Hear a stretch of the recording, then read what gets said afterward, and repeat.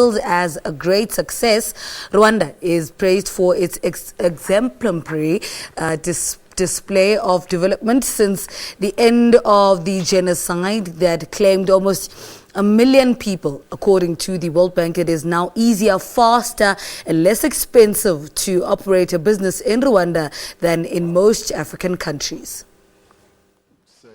The work to bring ideas to life begins now.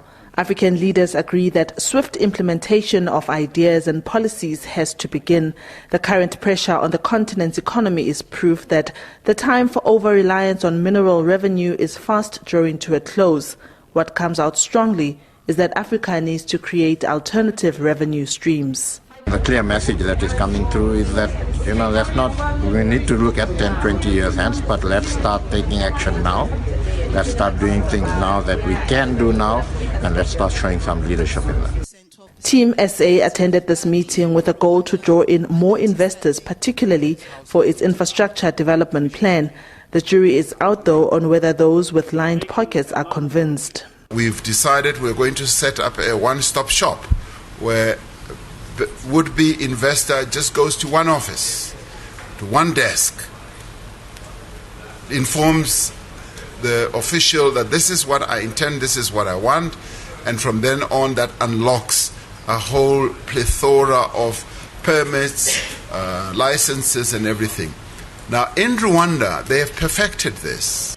Rwanda is not new to welcoming major events. It has in the past hosted the African Development Bank and other conferences, but this week's World Economic Forum on Africa enabled it to open its doors and show off its remarkable cleanliness, organization skills and digital infrastructure.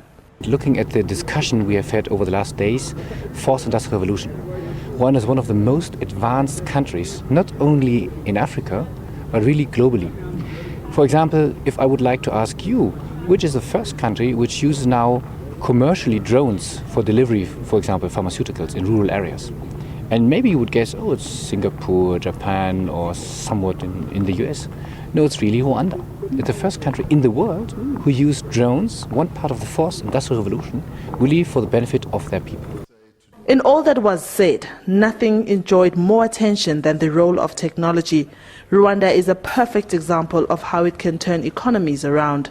Rwanda's economy is gradually getting investors' attention. It's said that shaping the youth into successful entrepreneurs and supporting youth-owned and youth-led businesses will also unlock a wealth of potential capable of opening doors for Africa. Diabo Seito, SABC News, Kigali, Rwanda.